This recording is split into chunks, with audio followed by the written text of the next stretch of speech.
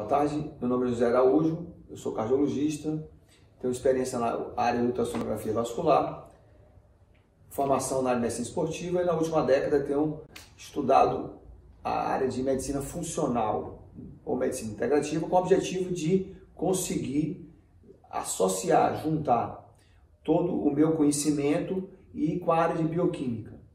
Porque quando eu me formei, o que me faltava? Me faltou o pensamento que eu chamo hoje de pensamento biológico, quer dizer, o pensamento em que eu coloco de um lado os fatores estressores que nós temos no dia a dia nosso, que podem ser as toxinas, as infecções, a intolerância nutricional, e do outro lado você tem os sistemas biológicos, né? Os sistemas que estão aí para tentar o equilíbrio, como o sistema adrenal, o nosso fígado, o nosso rim, o nosso sistema neurológico, o intestino, o nosso sistema de hormonal. Então, se nós conseguirmos entender que existe, quando o jovem, um maior equilíbrio entre os agentes estressores e os agentes biológicos, quer dizer, você consegue sofrer uma maior sobrecarga, mas você consegue reagir de uma maneira mais fisiológica, nós vamos conseguir entender o que é envelhecimento e o que é adoecer. Porque, na verdade, quando nossos sistemas biológicos eles não dão mais esse equilíbrio quando são estressados, seja por uma intolerância nutricional ou por um excesso de trabalho, você acaba por ter o quê? A fadiga, a indisposição. Então, isso é explicado por quê? Porque a base nossa, como falamos na última aula, que nós falamos basicamente de bioquímica, no relato de caso que a gente vai citar daqui a pouco aqui, nós falamos sempre o quê? De mitocôndria. E o que acontece com a mitocôndria ao longo da vida? Ao longo da vida, a mitocôndria ela perde a sua eficiência, a sua eficácia. A eficiência de utilizar o quê? Os nutrientes. A eficiência de utilizar o oxigênio como fonte de energia. Então, envelhecer é quando essas nossas mitocôndrias, que correspondem a 8% de suas células do corpo, que correspondem a 8% do seu corpo, mas, na verdade, quando nós falamos de células musculares, elas podem chegar a 30% a 40%. Quer dizer, essas mitocôndrias, elas perdem a eficiência nutricional. Então, mais do que prescrever medicação, mais do que indicar cirurgia ou procedimentos, nós deveríamos ter um pensamento mais amplo de procurar esse equilíbrio entre a agressão e a defesa, né? Entre o corpo, como o corpo pode equilibrar esses tipos de estímulo. E a mitocôndria é fundamental. Então, hoje, vamos continuar falando sobre José Cerqueira, que nós falamos anteriormente, que tinha um quadro de insuficiência cardíaca funcional 4, que normalmente nós levaríamos ele para o quê? Para um hospital, tratamento emergencial, e por escolha própria da família, ele preferiu que nós tentássemos outra forma de tratar ele. Então, o José Cerqueira, antes do tratamento, 81 anos, tinha um peso de 58 quilos, massa corporal de 19,8 e tinha tido uma perda de 6 quilos de peso. Por que 6 quilos de peso? Pois, devido à sua pangastrite e duodenite, quer dizer, devido ao seu sistema digestivo não estar em equilíbrio, ele não conseguia absorver os nutrientes e fez com que ele perdesse essa massa magra. E após o nosso tratamento, o que aconteceu com o seu José Cerqueira?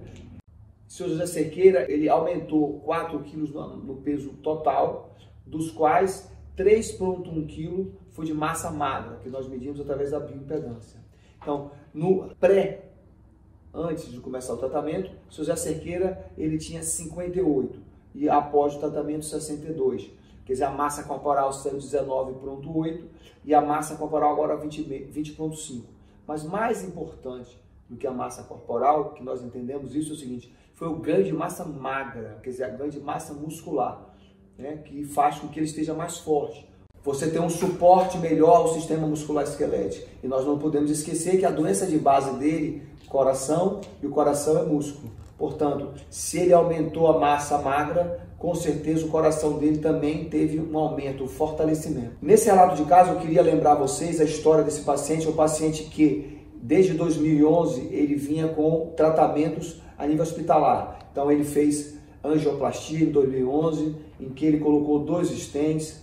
Após essa colocação, após esse procedimento, ele veio sendo acompanhado pela cardiologia, fazendo testes ergométricos regularmente, que mostravam uma isquemia persistente, quando a frequência cardíaca atingia em torno de 135 batimentos por minuto e a pressão atingia 160 por 80. Quando fazíamos a cintilografia nos mostrava o quê? Mostrava um déficit persistente de captação, de grau moderado, já o componente de isquêmico, quer dizer, aquela coisa de má captação rápida, é uma coisa só discreta. Então, ele tinha, em resumo, um componente isquêmico discreto e um componente fibrótico mais importante. Então, este paciente, quando eu entrar no nosso consultório, ele tinha o quê? Dispneia aos pequenos esforços e em repouso, né? O que fez com que ele passasse 6 dias sem conseguir dormir. Após 3 meses do nosso tratamento, o que aconteceu? O cansaço dele, a falta de ar dele hoje, só se apresenta quando ele faz exercícios como subir escada, subir ladeira. O sono dele, a melhora foi bastante significativa. Hoje ele consegue, com medições, com o relógio que nós temos, ele consegue 6 horas de sono, uma duração de 6 horas de sono. Então, a fadiga que ele apresentava no início, hoje, ela praticamente inexiste, quer dizer, a melhora é bastante significativa. A nível de exame clínico, ele apresentou uma face de sofrimento na primeira contato que ele teve conosco, e 3 meses após o tratamento, o paciente já mostrava outro tipo de face, quer dizer, já a pessoa mais feliz, sorridente. A frequência respiratória dele, variação pequena de 18 incursões para 16 incursões por minuto após o tratamento. Frequência cardíaca, houve uma redução de 96 para 88 batimentos. A nível de ausculta cardíaca, encontramos poucas alterações. A nível de aparelho respiratório, não. Aparelho respiratório, nós encontramos uma redução dos crépitos de base, uma melhora do murmúrio vesicular, o que mostra que ele se tornou uma respiração mais fisiológica. A nível abdominal, ele tinha uma distensão abdominal que melhorou bastante após o nosso tratamento, depois que nós fizemos a desinflamação do processo de pangastrite e duodenite que ele apresentava inicialmente. E nas suas extremidades, o edema dos membros inferiores, ele se reduziu de maneira significativa. A nível de exame complementar, o ecocardiograma mostrou discretas alterações quando você pega a parte numérica. Então, a fração de ejeção, que inicialmente era 32%, foi para 36%. A fração de encurtamento de 15% para 17%. O diâmetro dos ventrículos, diâmetro diastólico do ventrículo esquerdo, saiu de 7 centímetros para 6,8. O ventrículo esquerdo a nível sistólico saiu de quanto? 4,8 para 4,5. Você pode dizer para mim, são reduções que não têm significância. Isso pode ser verdade no seu pensamento. Mas eu, como grande experiência que eu tenho na área ultrassonográfica vascular, eu valorizo muito a questão subjetiva. Como é um exame de imagem, quer dizer, avaliação subjetiva, quando você faz o exame e você mesmo faz o segundo exame, quer dizer, você pode ter uma avaliação mais precisa da melhora. E houve uma melhora boa a nível segmentar. Nós detectamos uma melhora na contração da parede anteroseptal e uma manutenção das demais paredes. Então, houve uma melhora, sim, da disfunção global do ventrículo esquerdo. Eletrocardiograma e raio-x de tórax, nós encontramos uma manutenção dos achados do eletrocardiograma antes e após o tratamento. A nível de raio-x de tórax, não, detectamos uma redução significativa do grau de congestão pulmonar, e agora eu quero passar para vocês as modificações que nós fizemos a nível de medicação. Porque não é para negar que exista uma medicação que possa ser utilizada. Nós não estamos aqui só para dizer que a metformina ou a atorvastatina ou a aspirina não tem função. Lógico que tem função. Tá? A questão é saber o quanto usar e quanto usar. Não usarmos somente essas medicações. Tá? Então, o paciente vinha em uso de medicações para diabetes tipo 2, como metformina, glimepirida e pioglitazona. E após os 3 meses de tratamento, nós começamos a utilizar somente a metformina e a pioglitazona. Não houve mais necessidade de manter a glimepirida. Nós trocamos o beta-bloqueador dele, atenolol, pelo carvedilol. Nós reduzimos a dosagem da atorvastatina de 40 mg para atorvastatina 3 vezes por semana. O Somalgin começou a ser utilizado em dias alternados. Trocamos a losartana pela valsartana e acrescentamos o aldactone e a Lasix. Então, portanto, nós utilizamos sim as medicações que normalmente são utilizadas na medicina tradicional. Elas têm bases científicas. Nós sabemos que a metformina é um cardioprotetor, que a metformina é muito importante na redução de doenças cardíacas, quando você tem insuficiência cardíaca. Nós sabemos os benefícios em que a metformina traz a nível de reparo do DNA, reparo de RNA, uma melhora da função mitocondrial, uma redução de óbito em pacientes com insuficiência cardíaca.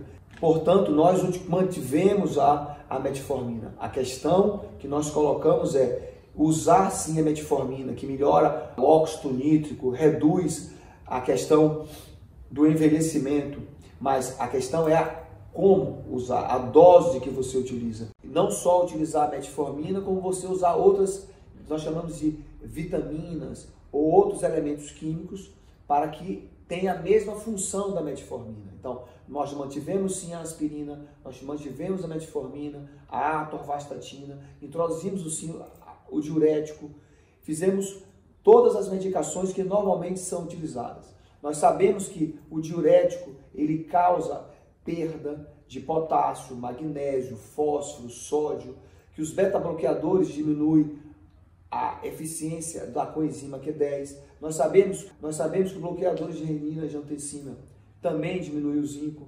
As famosas estatinas, tão utilizadas estatinas, tão questionadas estatinas, que são muito importantes. Nós temos que entender que a estatina foi muito estudada, tem muita base científica.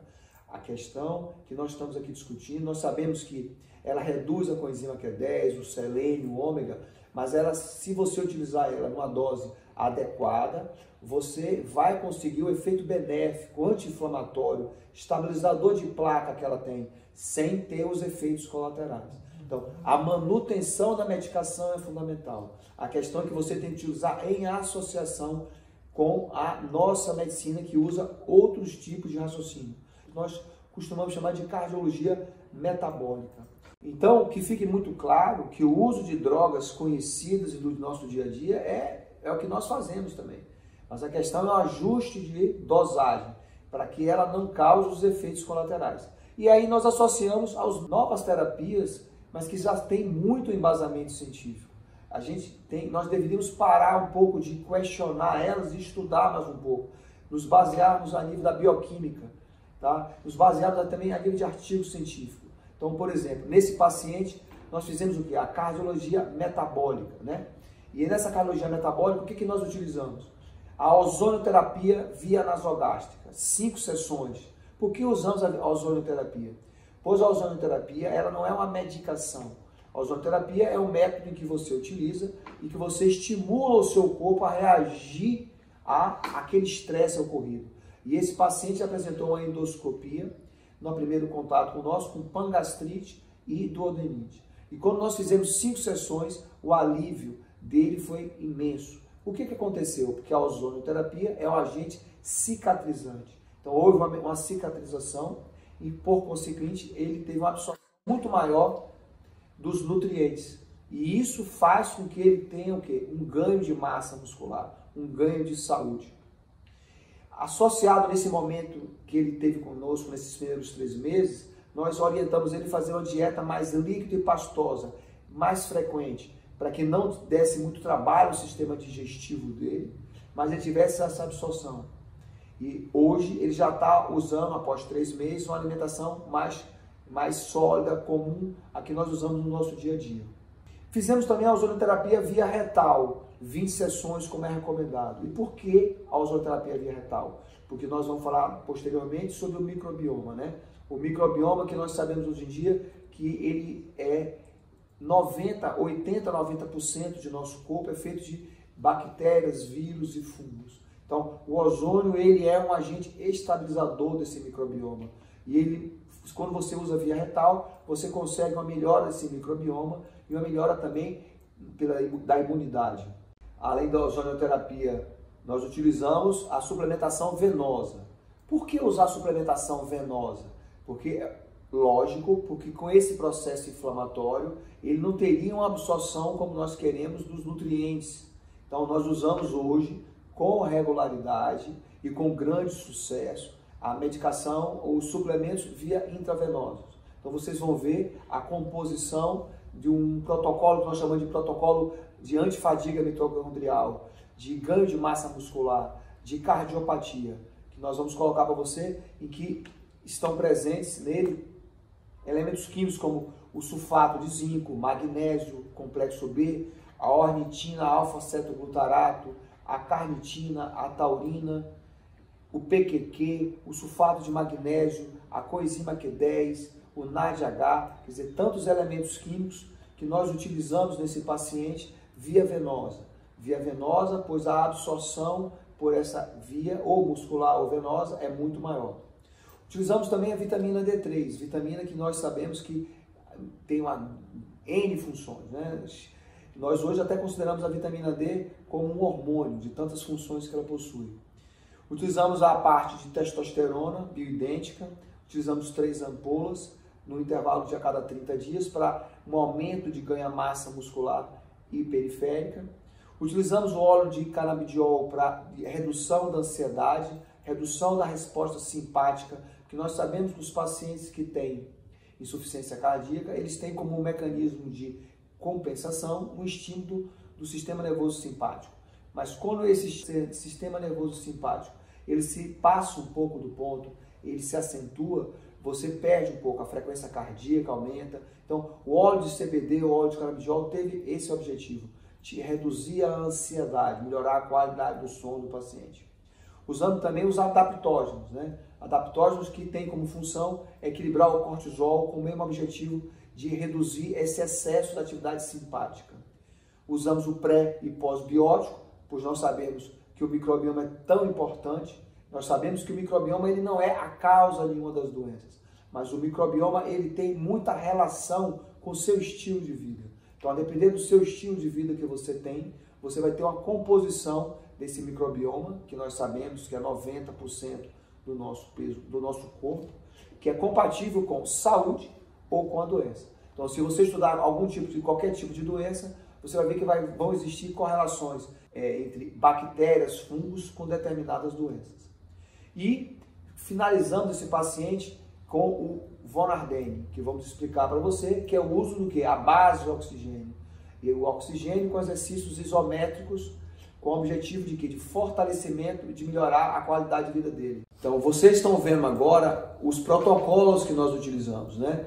Em que nós colocamos nome como ganho de massa muscular, antimitocondrial, cardiopatia.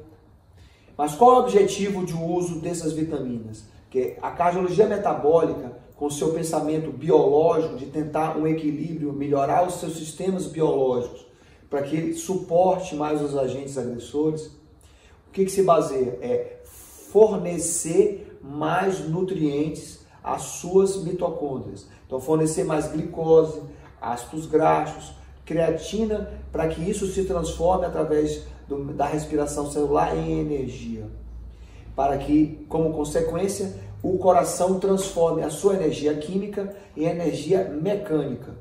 É fundamental. Nós não podemos esquecer que o coração, diferente dos outros órgãos, ele prefere o ácido graxo. Então, o ácido graxo é 60% da fonte energética do coração. Ácido graxo que nós podemos simplificar como gordura. Então, a gordura boa, ela é a principal fonte de energia para o coração. A glicose corresponde só a 35% e os corpos cetônicos 5%.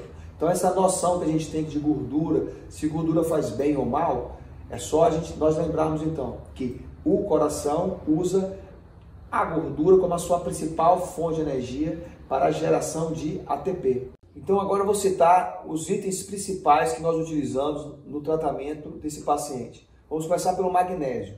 Magnésio que vocês estão vendo aí na foto, ela é fundamental na contração muscular. Contração muscular que na verdade é o quê? A função do seu coração. Então o coração ele gera a contração. Mas lembre sempre, a primeira fase da doença cardíaca, da ineficiência cardíaca, ela não começa na sístole, e sim na diástole. Vamos lembrar quem trabalha muito com músculos, fisioterapeutas, os professores de educação física, você vai ver sempre que a primeira lesão muscular que o paciente apresenta, qual que é? É normalmente a contratura e não a ruptura. Então, e essa contratura, se nós trouxermos para o coração, a questão da contratura é o quê? É a dificuldade do relaxamento. Aquele laudo que você tem do seu ecocardiograma que mostra distúrbio do relaxamento diastólico, é exatamente a fase inicial da ineficiência do coração. É a hora que o seu coração tem dificuldade em relaxar. E se ele não relaxa, ele não vai ter a contração como anteriormente. Nós podemos entender isso como aquele elástico que nós sempre usamos no banco, que você vai sempre esticando e largando. Chega um momento em que você estica tanto que ele não consegue ter aquela eficiência na contração. Então, o magnésio que nós utilizamos, nós sabemos que ele tem uma ação semelhante ao bloqueador de canais de cálcio. A medicação carvedilol, por exemplo, que nós utilizamos. Ele reduz o espasmo coronariano, ele melhora o tônus vascular, ele reduz a arritmia. Nós já vemos hoje o uso do magnésio em arritmia regularmente nos hospitais. Ele melhora a resistência insulínica. E nós podemos lembrar que esse paciente tinha diabetes tipo 2. Ele reduz as catecolaminas. Então, e você tem uma redução também da morte súbita. A dose média que nós utilizamos, 500 a 1 grama dia.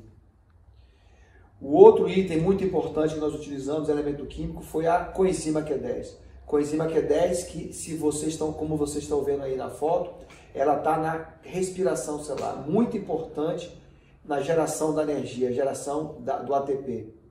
A coenzima Q10 que é comumente utilizado por vocês, mulheres, quando compram creme. Vocês compram creme para melhorar a pele. O creme, a base dela é o quê? É a coenzima Q10. Por quê? Porque a coenzima Q10, como ela melhora bastante a sua mitocôndria, ela vai fortalecer qualquer tipo de célula. Então, ela fortaleceu a minha do coração, como fortalece a pele. Então, a comparação é importante para nós entendermos que o corpo está num conjunto. Então, se você usa algo para que melhore sua pele, esse elemento químico também melhora seu coração. E por quê? Porque, na verdade, ele age no mesmo local que é na mitocôndria. Então, a coenzima Q10, nós sabemos que ele é fundamental na melhora da função endotelial, na função mitocondrial, e que ele reduz muito como fator independente na morte súbita em pacientes com insuficiência cardíaca congestiva, que é o caso desse paciente. O outro elemento químico que nós utilizamos foi muito conhecido, a carnitina, L-carnitina. L-carnitina, ela faz o quê? Qual é a função dela? Ela traz de fora da célula o seu ácido graxo para dentro da mitocôndria. E aí ela vai ser o quê? Quebrada para gerar energia. Mas sem a carnitina você não consegue isso. Então lembra que você sempre usou a carnitina como um termogênico. E ela é um termogênico porque ela gera calor. E ela gera calor porque ela faz com que a matéria-prima gordura entre na mitocôndria e através da circulação da respiração celular vire energia. Então nós sabemos que a carnitina ela é fundamental na beta-oxidação. E o coração, como nós falamos anteriormente, usa a gordura como 60% da sua fonte energética. Então você tem uma redução de ácido lático, você tem uma desintoxicação da amônia, você melhora os radicais livres, você melhora os níveis de adiponectina. Então a L-carnitina usada numa dose até 3 gramas dia, você tem N ações, várias ações positivas a nível de geração de energia. Então o próximo elemento químico que nós utilizamos foi um açúcar. Esse açúcar se chama derribose. Derribose que é muito importante porque ela entra no ciclo da pentose e ela é fundamental na restauração do seu DNA, do seu RNA, dos seus nucleotídeos e também como substrato energético para sua fosforilação oxidativa gerar energia. Por conseguinte, você melhora bastante o quê? Você pode usar na cardiomiopatia, na insuficiência cardíaca sistólica, na insuficiência cardíaca diastólica, melhora a fração de ejeção, no pós-infarto do miocárdio. Então você tem uma melhora grande, pois você dá uma fonte de energética para que sua miofibrila consiga ter uma contração mais eficiente. O próximo elemento químico que nós utilizamos foi a taurina. Taurina, que é o aminoácido que possui enxofre, com a maior quantidade intracelular que você tem. Quando você usa o energético, se você já observa uma lata de energético, você vai ver que a taurina está presente.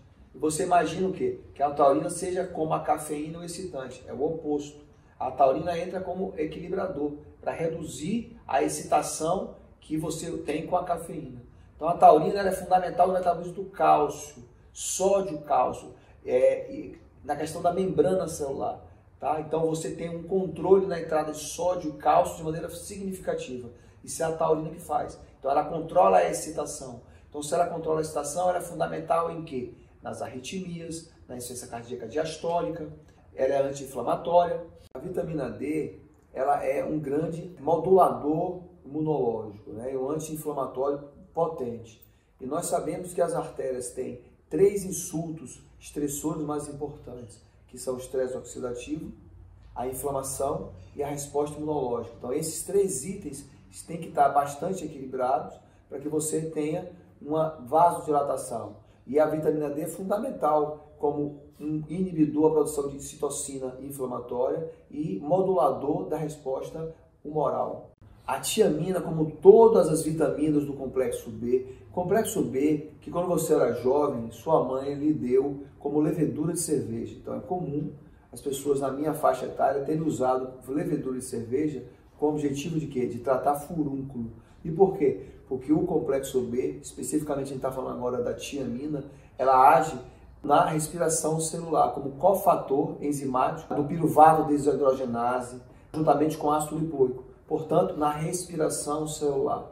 Tá? Então, a tiamina, como todos os elementos do complexo B, são fundamentais como cofatores na respiração celular. Microbioma. Microbioma, que hoje é um assunto em moda, né? Todo mundo vê as pessoas valorizarem hoje o que é flora intestinal. Porque, na verdade, a medicina chinesa já o faz isso há milênios, né? Então, 90% de nosso corpo ele é feito de quê? De vírus, bactérias e fungos. E o que você precisa é de um equilíbrio entre esses elementos, esses bichinhos, né, vamos dizer assim, os que sejam positivos e os que sejam negativos. O equilíbrio é mais importante e a diversidade. Então, existem 2 características que são fundamentais. A diversificação na sua microbiota e o equilíbrio entre os bichinhos saudáveis e os não saudáveis, que você tem quando você tem um estilo de vida equilibrado e saudável, você vai ter essa microbiota em equilíbrio e com componentes satisfatórios. Mas se você não tem um estilo de vida saudável ou se você já está com um processo de doença, de desequilíbrio nos seus sistemas biológicos, que os seus fatores estressores venceram o seu sistema biológico, você vai encontrar. E para cada doença como diabetes, aterosclerose, hipertensão, doença coronariana, você vai ter um tipo mais preponderante de bactérias e fungos. Não é que eles causem a doença, isso é fundamental entender. Mas o importante é que eles fazem parte do seu estilo de vida. Então, cada doença, quer dizer, se você está perdendo a batalha e o fator estressor conseguiu vencer o sistema biológico, você está doente, você vai ter uma composição específica. É difícil você querer saber de qual é o elemento, quer dizer, qual a bactéria, fungos e vírus que tem na diabetes, na febre reumática, é complicado.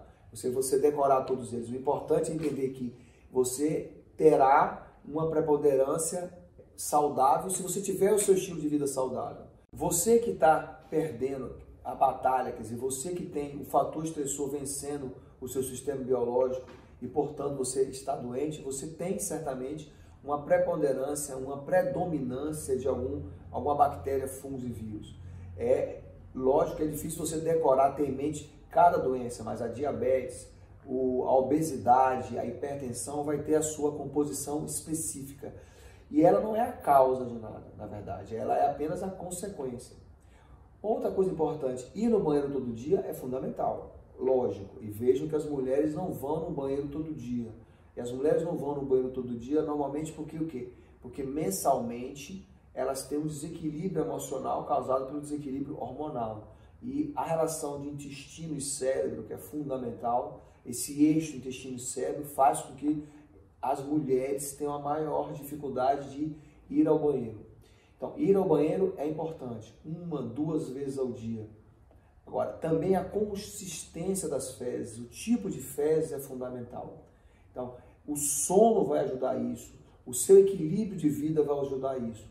E lembre sempre que você que usa os pré e pós-bióticos, é importante você usar o pré e pós-biótico, mas tão ou mais importante é o seu estilo de vida, você está em equilíbrio para que você não precise trazer de fora o que você pode ter dentro de si próprio. Nesse paciente nós utilizamos também uma questão hormonal, né, importante. Vamos começar pela melatonina, porque nós pensamos que como a melatonina é conhecida como hormônio do sono, ela só tem a função do sono. Engano, né? Que a melatonina é fundamental nas doenças imunológicas, né? Que você tem que usar como do lúpus. E na cardiologia também é fundamental, quer dizer, o uso da melatonina melhora bastante, dilata. Se você usa melatonina intravenosa, você tem estudos que mostram que dilata as artérias coronárias, tá? Então, a melatonina, que nós achávamos que seria somente o hormônio do sono, ela tem ações das mais variadas. E no caso, nos cardiopatas, ela é fundamental por dilatar as artérias coronárias, facilitando então a chegada de sangue e oxigênio nas células. Agora vamos falar dos hormônios esteroides, especificamente de um que causa muito conflito, que é a testosterona, tá? Que é a testosterona que tem origem, como qualquer outro hormônio esteroide, no colesterol. Colesterol que nós queremos abaixar tanto como o pior fator de risco para o coração. Então, nós temos que ter um bom senso. O colesterol de grande quantidade, lógico que pode causar um processo inflamatório, mas o colesterol é a matéria-prima da sua vitamina D citada há pouco tempo atrás, e dos seus hormônios esteroides, especificamente da testosterona. Testosterona que é difícil falar de testosterona para o coração, porque cria muitos conflitos, que a testosterona vai aumentar a sua pressão, que a testosterona vai deixar você excitado. É simples, a testosterona na verdade é um hormônio anabólico. E se você usar a testosterona com uma composição que seja bioidêntica, portanto que tenha uma composição, uma molécula química igual que você produz, é óbvio que ela vai trazer muito benefício para você. E se você souber usar a concentração, a dose ideal, você não vai ter o efeito colateral. Agora, você tem que saber quando usar e para que usar. O que nós vemos na prática diária são os jovens que não necessitam utilizar, usando de maneira indiscriminada, sem orientação e usando nada bioidêntico. E você vê nesse nosso paciente cardiopata de 81 anos, em que eu utilizei a testosterona, com o objetivo de quê? De fortalecer o coração, sim. Porque o coração, como músculo, é o órgão que mais tem receptor de testosterona. Para fortalecer a musculatura periférica dele. E na hora que eu melhoro a musculatura periférica dele, eu evito a sobrecarga que ele queira causar no coração principal. Então a testosterona é fundamental. E nós não podemos esquecer a nível mental, a memória, a nível de massa óssea. Então a testosterona é um hormônio importante.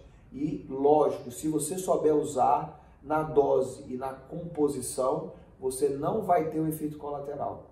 Você vai ter sim a vasodilatação, o aumento de força e não a excitabilidade que vocês tanto ouvem falar. Outro elemento químico que era tão discutido até anos atrás, décadas atrás, é o canabidiol. O canabidiol, pois a origem vem da maconha. Mas nós temos que entender que o princípio ativo da maconha, você tem o THC, que age nos receptores CB1, e você tem o CBD, que não age a nível cerebral. Então, ele não tem ação do canabidiol sobre o seu cérebro. Ele age nos receptores CB2 e inibe o CB1. Portanto, você pode usar aí no seu trabalho, se ansioso estiver, o CBD, que não vai alterar a sua concentração. E por que nós utilizamos nesse paciente? Porque na hora que você tem insuficiência cardíaca e o aumento da atividade simpática, adrenérgica de catecolamina, você passa um pouco do ponto. E o canabidiol é um anti-inflamatório. O canabidiol ele vai controlar esse excesso da resposta simpática. E é importante que vocês estudem o sistema endocannabinoide. Procure estudar isso, entender como funciona ele, antes de criticarem sem entender o que a gente está falando.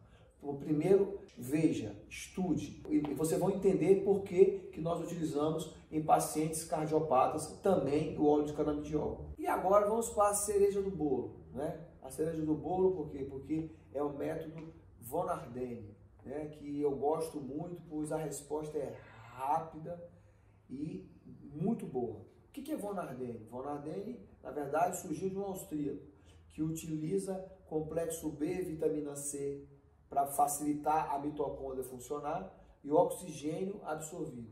Com que objetivo? Melhorar a chegada de oxigênio nas células, nas mitocôndrias. Com isso, você vai ter muito mais energia. Então, o Von Ardenne, você utilizando em paciente cardiopata, e nesse caso que vocês estão vendo o filme, ele associou o Von Ardenne aos exercícios isométricos para fortalecimento e melhora da postura. Você veja que esse idoso, ele rapidamente, ele conseguiu ganhar massa muscular, força. Por quê? Porque ao mesmo tempo que ele estava fazendo exercício, portanto, iria acumular ácido lático, que impediria ele de manter essa atividade física, o uso do oxigênio, numa dose em torno de 7 a 10 litros por minuto, como máscara, um método que não é caro, barato e com a grande resposta, permite que você não tenha o acúmulo de ácido lático que leva à contratura e acaba impedindo você de fazer o exercício. Então, esse idoso que nós fizemos meia hora diariamente de exercícios isométricos mostrou um grande ganho de massa magra, grande ganho de força, de ausência de fadiga. E o Von Ardenne o ajudou bastante, muito rápido. Vai, estica o cotovelo, isso, e joga lá atrás. Vá, penteando o cabelo, joga lá atrás. Ah lá, voa, corcunda. Boa, tira a corcunda. 1, cresce o corpo. 2, peitoral na frente. 3, peito de pombo. 4, aí. 5, cresce o corpo. 6, cresce mais o corpo. 7, você é vitória. 8, rubro-negro de coração. 9, 10, 11, abre os joelhos. 12, 2, a mão esquerda empurra a mão direita lá atrás. 3, bota a escápula lá embaixo. Estica o braço direito. Vamos, vai. 4, 10, boa garoto, vamos embora. 8, sobe 10. Boa, vai. 9, sobe 10. Boa. 10, vamos, sobe 10. Mãos, 1, 2, cola o cotovelo na parede. 3, abre mais a mão. 4, 5, 1, respira, abre as mãos. 2, cotovelo na parede. 3, cresce o corpo.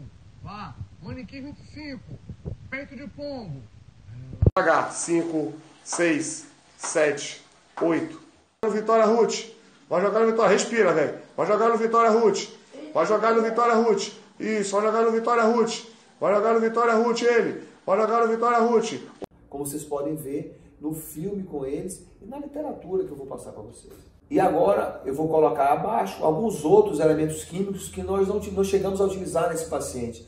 Vitamina C, ômega 3, carnosina, quer dizer, você tem uma série de dieta de DASH 1, DASH 2, dieta mediterrânea, quer dizer, você tem uma série de ferramentas que ainda podem utilizar nesse paciente, que nós vamos utilizar agora na segunda etapa do tratamento dele. O importante que fique na mente nossa é o seguinte, que podemos sim utilizar a medicina convencional, podemos sim usar o conhecimento que a medicina convencional nos traz de medicação, de procedimentos cirúrgicos, de exames complementares. Mas é fundamental entender que não podemos nos fechar, nos bloquear para o que é óbvio, o que é a bioquímica. Que não há necessidade que a gente procure tanto dizer de baseamento científico. Óbvio que existe base científica, óbvio que os trabalhos estão aí e já estão publicados. Mas é a bioquímica, a base de tudo, nos mostra que é fundamental que a gente baseie o nosso tratamento a nível celular, de cardiologia metabólica. Grave isso. Use o que é convencional, mas associe o outro. E não bloqueie, não diga que não existe, não melhora, porque isso, na verdade, só vai atrasar o seu conhecimento. Porque todos nós estamos vendo que o mundo evolui hoje para usar a medicina integrativa e a medicina funcional. E eu não posso esquecer, na verdade, como a família é fundamental nesse processo. Tá? Eu chamei até de força-tarefa. Quer dizer, como os filhos, a esposa, em conjunto, é que vão ajudar. Quer dizer, se a família estiver junto e acreditar, funciona. Se isso não acontecer, esse companheirismo, você vai ter mais dificuldade de conseguir seus objetivos. Nosso próximo relato de caso vai estar relacionado mais à doença oncológica. Nós temos alguns pacientes com grandes resultados com o uso da medicina funcional.